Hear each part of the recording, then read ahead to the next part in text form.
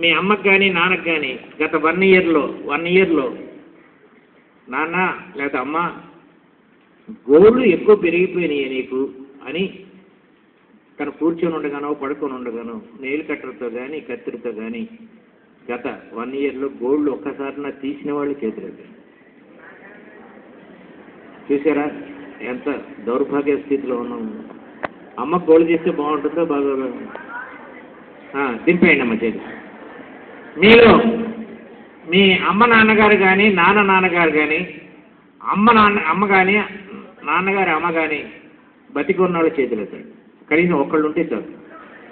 ఎత్తారు కదా, 2 ఉంటే మరి మీలో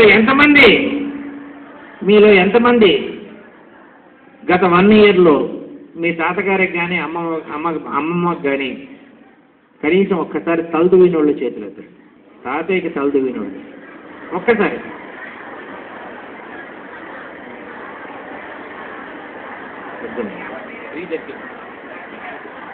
ఇంకో అరగంట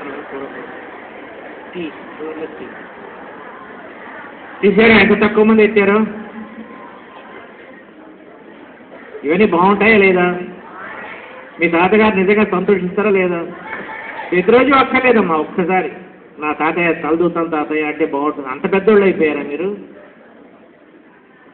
మీరు ఎంతమంది మీ అమ్మకి ఒక్కసారి నా లైఫ్లో గోరింటాకు పెట్టారో చేతులు అవుతుంది. లైఫ్లో ఒక్కసారి గోరింటాకు పెట్టారు. Only boys.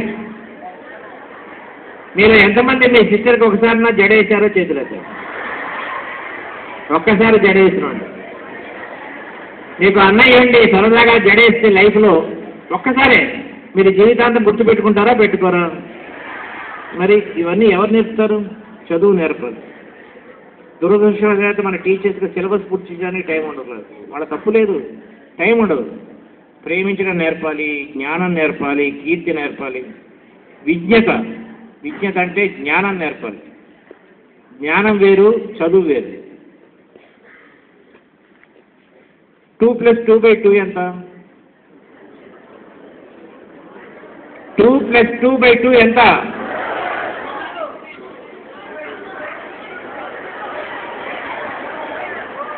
దీన్ని బోర్డ్మాస్ ప్రిన్సిపల్ అంటారు. బోర్డ్మాస్ ప్రిన్సిపల్.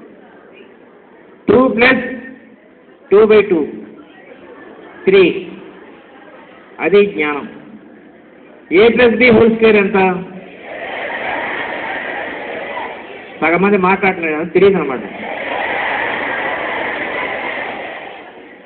B + A హోల్² ఎంత? 2 ఒకటే అని చెప్పడం జ్ఞానం. 2 ఒకటే అని చెప్పడం జ్ఞానం. నెక్స్ట్ లాస్ట్ది ఉత్సాహం.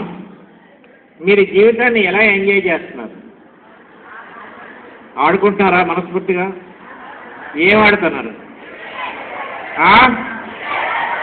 క్రికెట్ ఆడుతున్నారా? సరే, నేను ప్రశ్న వేస్తాను, రాసుకోండి ఎక్కడన్నా సరే. కరెక్ట్గా చెప్పినోడికి మంచి బహుమతి ఇస్తాం. వీలైతే ఇంకా బాగా చెప్తే 1016 ఇస్తాం.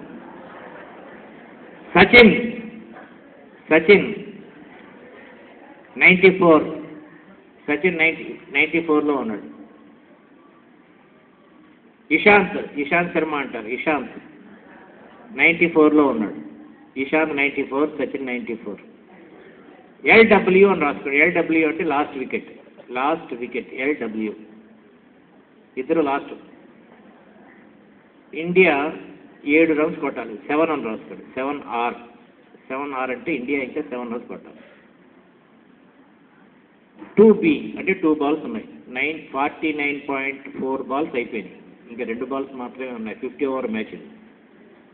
ఈ 2 బాల్స్లో ఇండియా 7 రన్సే కాదు, ఇంకా ఎక్కువ కొట్టేసింది, చాలా కొట్టేసింది 2 బాల్స్లో.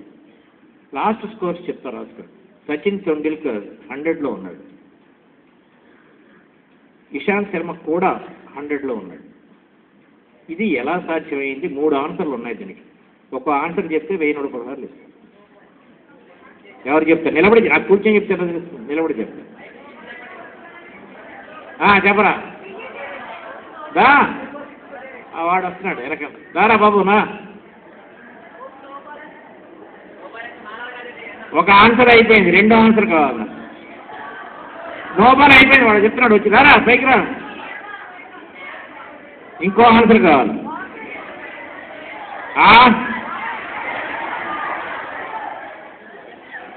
నువ్వు ఉండరా, రెండో ఆన్సర్ ఏంటి? వైడ్. ఎవరు చెప్పారు వైడ్? నువ్వు. వైడ్ ఎవరు చెప్పారు? రమ్మా, రైట్, రండి, రారా ఫ్యూచర్ పరిగెత్తు. ఇంకో ఆన్సర్ ఉంది, మూడో ఆన్సర్, ఇది ఎవరు చెప్పారు? ఏంటంటే నోబాల్ రాదా? మూడో ఆన్సర్ కావాలా? తెలీదా?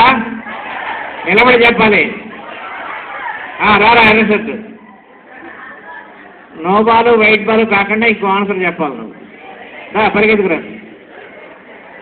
మనకి పరీక్షల్లో ఇంటర్వ్యూస్లో ఎందుకు పెద్ద పెద్ద ఉద్యోగాలు రావో ఇప్పుడు చెప్తా. అక్కడ నిలబడు, అటు తిరుగు, హలో అను. మైక్ పని చేస్తున్నా చూడు, ఆన్ చేస్తూ హలో అను. హలో. ఇప్పుడు చెప్పు ఆన్సర్. ఫస్ట్ ఎవరు బ్యాటింగ్? ఫస్ట్ సచినా లేకపోతే సచిన్. ఏమైంది ఫస్ట్ బాల్? 6 కొట్టాడు. అమ్మో, 100కి వెళ్ళిపోయాడు. నెక్స్ట్ ఇంకొక బాలే ఉంది, అప్పుడు ఏమైంది? ఇషాంత్ కూడా 6 కొట్టాడు.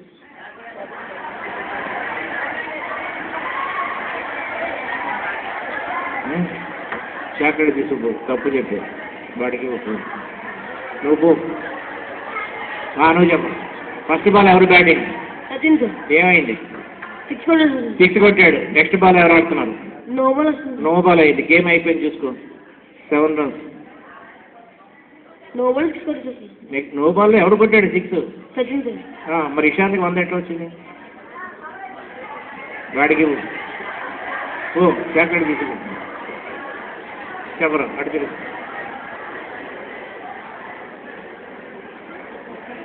మైక్ చెప్పు, మైక్ లేదు.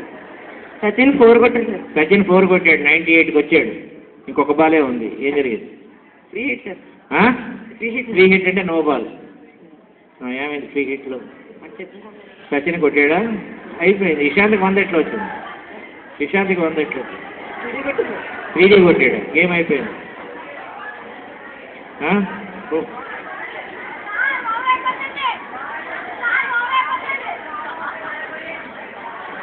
నువ్వు తప్పు చెప్తే నీకు 100 రూపాయలు ఇవ్వాల్సి ఉంటుంది నాకు, ఓకేనా? 100 రూపాయలు ఇస్తావా? మీ టీచర్ని పట్టుకుని గ్యారంటీ చేయించుకురా. 100 రూపాయలు ఇవ్వకపోతే నేను ఇస్తానని చెప్పి మీ టీచర్తో చెప్పించి తీసుకురా. దానికి ఆన్సర్ అంత ఈజీ కాదు, చాలా కష్టం. నా ఉద్దేశం ఏంటంటే ఇంటర్వ్యూలో కానీ అదే ఉన్నత మేధో పరీక్ష ప్రశ్న మొత్తం చదవకుండా ఆన్సర్ రాశారు చూడండి. రాముడు భార్య ఎవరైనా సీత అని. అలాంటి కంగారు ఉండకూడదని చెప్పడం నా ఉద్దేశం. అన్నీ తెలిసినట్టే ఉంటాయి.